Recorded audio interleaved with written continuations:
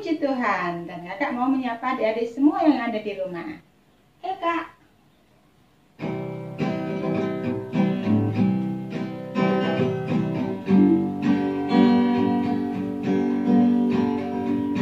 Dua dapat apa kabar?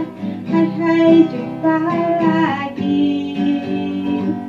Ku beri senyum manis untukmu, senyum paling kece.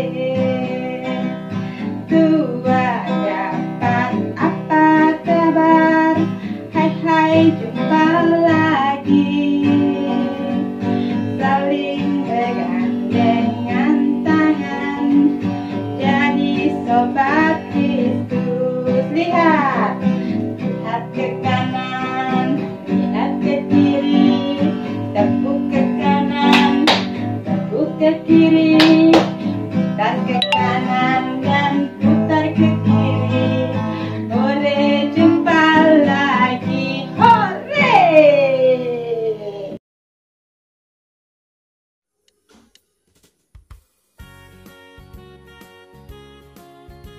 Halo adik-adik, kita jumpa lagi dalam Dia hari ini.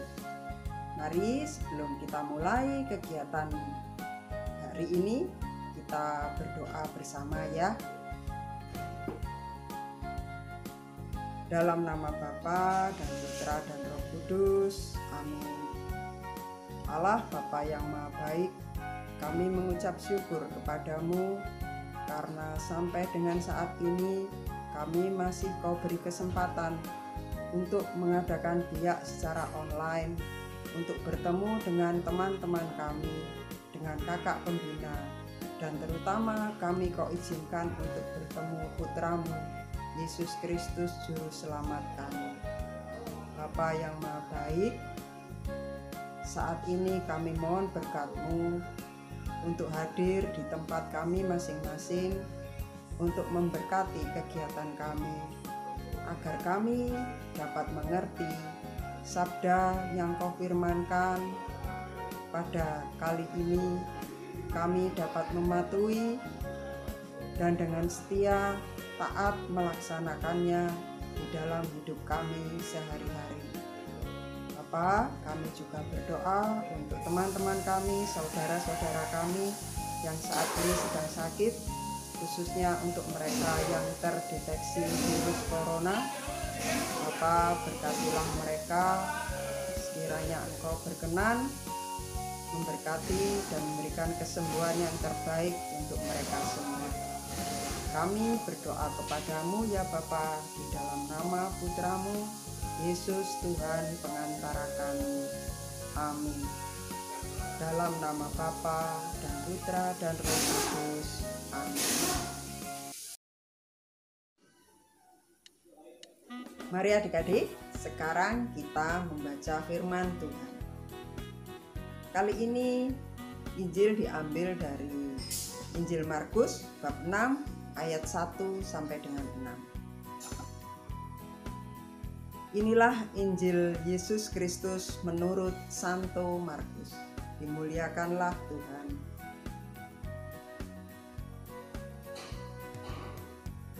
Kemudian Yesus berangkat dari situ dan tiba di tempat asalnya, sedangkan murid-muridnya mengikuti Dia.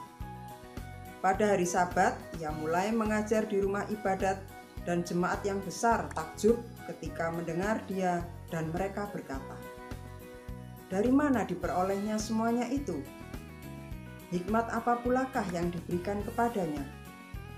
Dan mujizat-mujizat yang demikian bagaimana dapat diadakan oleh tangannya? Bukankah Ia ini tukang kayu, anak Maria, saudara Yakobus, Yoses, Yudas, dan Simon? Dan bukankah saudara-saudaranya yang perempuan ada bersama kita?" Lalu mereka kecewa dan menolak Dia. Maka Yesus berkata kepada mereka, "Seorang nabi dihormati di mana-mana, kecuali di tempat asalnya sendiri, di antara kaum keluarganya dan di rumahnya. Ia tidak dapat mengadakan satu mujizat pun di sana, kecuali menyembuhkan beberapa orang sakit dengan meletakkan tangannya atas mereka. Ia merasa heran atas ketidakpercayaan mereka. Demikianlah Injil Tuhan. Terpujilah Kristus.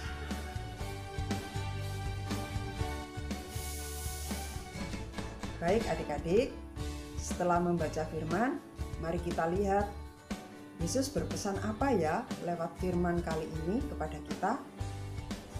Baik, mari kita lihat kembali ya Injilnya. Di ayat 6a, ayat yang terakhir yang kita baca pagi ini, di sana disebutkan ia merasa heran atas ketidakpercayaan mereka. Jadi Yesus merasa heran melihat orang sekampungnya itu kok tidak percaya ya dengan dia. Artinya apa? Artinya mereka tidak percaya kepada Allah yang telah memberi kuasa kepada Yesus lewat kehadiran Yesus. Mereka tidak percaya. Di ayat yang kedua juga disebutkan di sana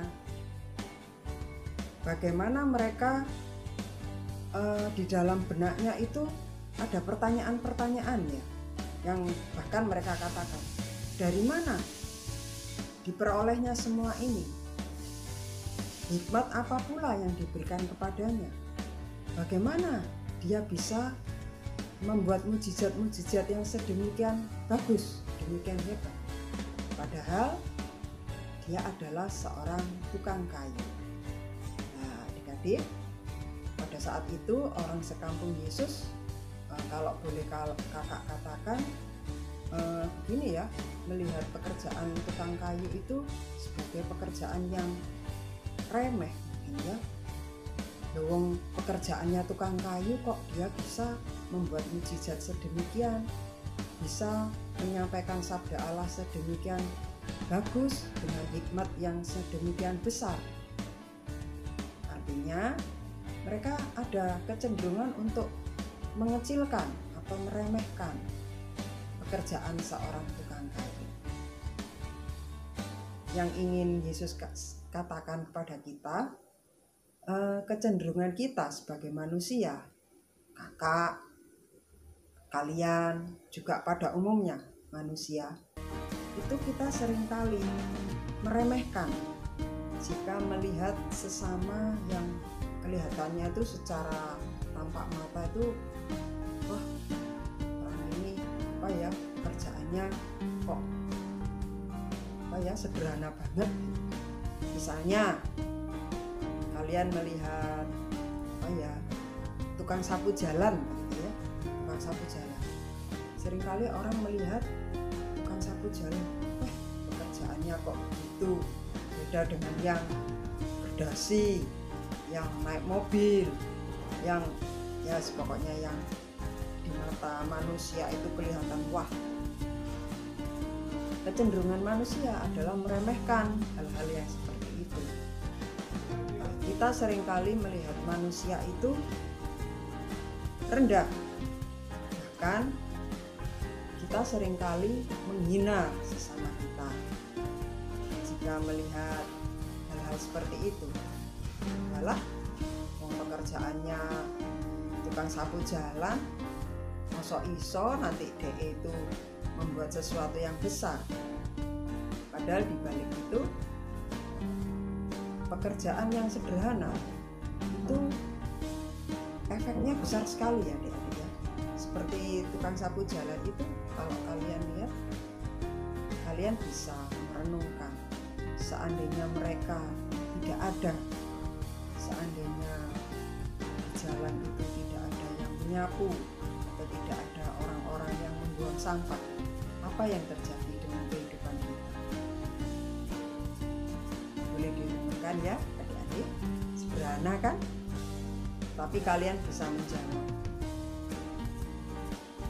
Kemudian kecenderungan kita, adik-adik misalnya ya, itu seringkali atau pernah terjadi juga pasti ya di antara kalian, jika melihat teman kalian yang kelihatannya apa ya, kelihatan kurang pinter gitu, di mata kalian, wah kurang pinter, kalau diajari lambat, itu kadang-kadang kita secara tidak sadar kita meremehkan mereka.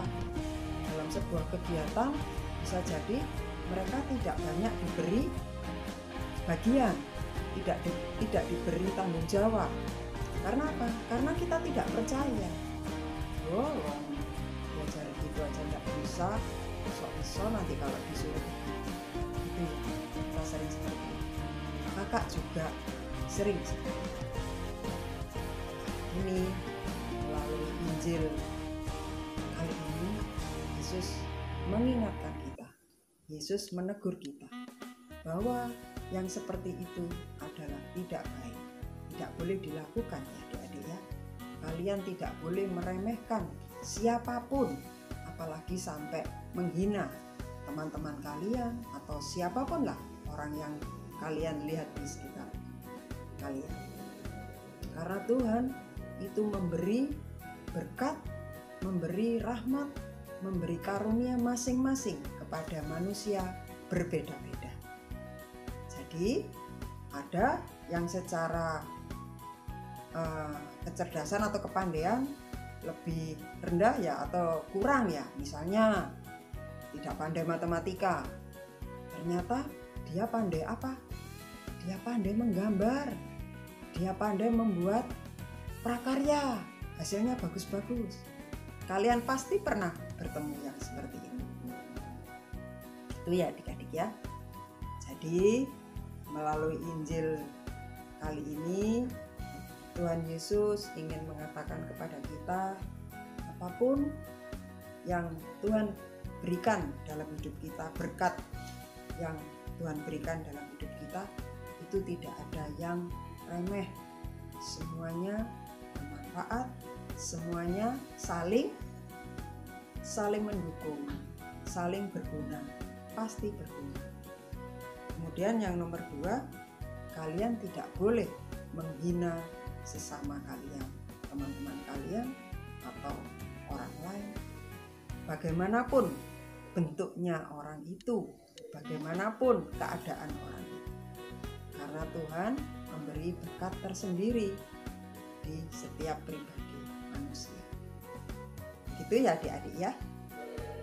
Baik, setelah mengikuti renungan dan membaca Injil, adik-adik apa sekarang?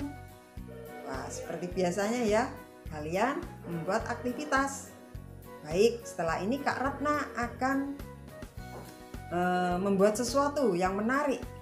Ayo, diikuti ya. Sampai jumpa. Adik-adik, setelah kita mendengarkan firman Tuhan dan mendengar renungan dari Kak Tini, Kak Ratna mau ajak kalian bangkit berdiri untuk memuji Tuhan. Ayo Kak.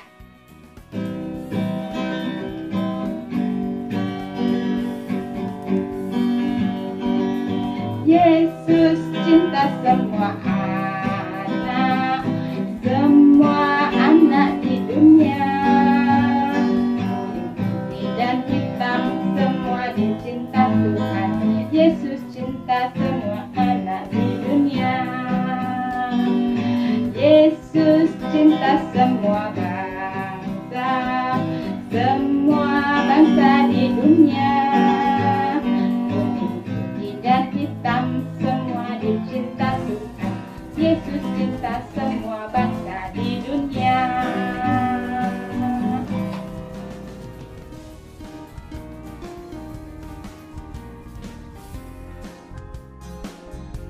Adik-adik, hari ini sesuai tema kita yaitu hatiku terbuka dan percaya kepada Yesus.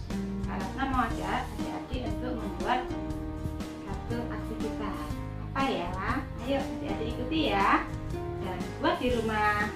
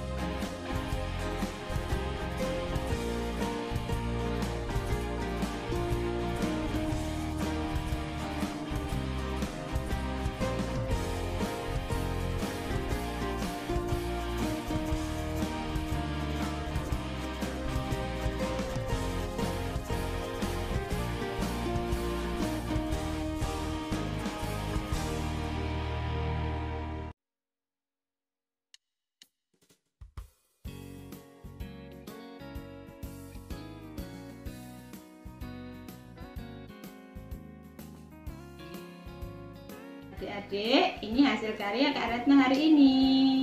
Tadi Kak Ratna memakai pelong-pelongan motif ya adik-adik. Kalau adik-adik nggak punya di rumah, boleh memakai hiasan dari kertas kado bekas atau bisa digambar pakai spidol lalu diwarna. Kakak percaya buatan adik-adik lebih bagus daripada kakak. Coba ya di rumah. Nah, hiasan dinding ini bisa mengingatkan kita untuk hati kita selalu terbuka dan percaya kepada Yesus yang hebat. Sampai jumpa.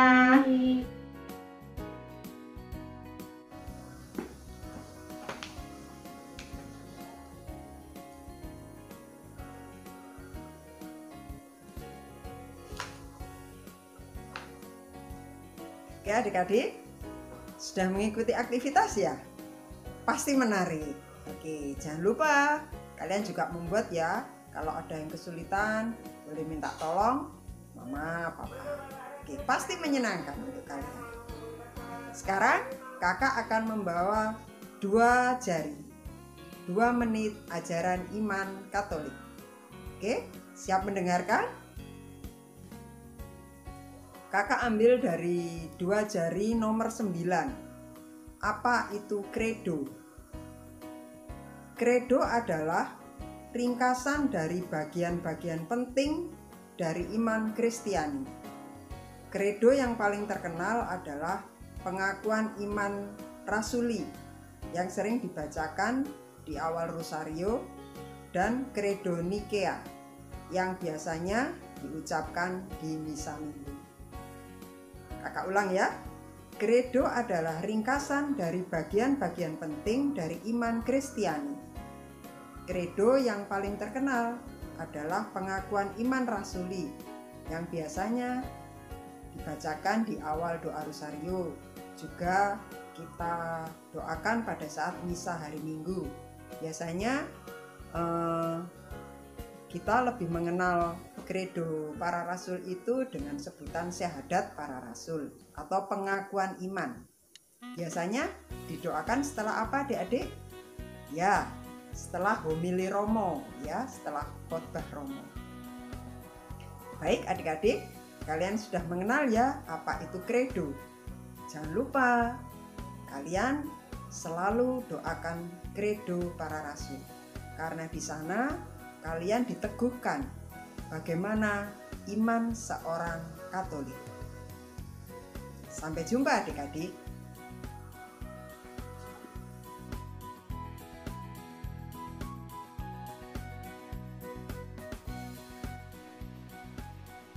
Teman-teman, mari kita berdoa.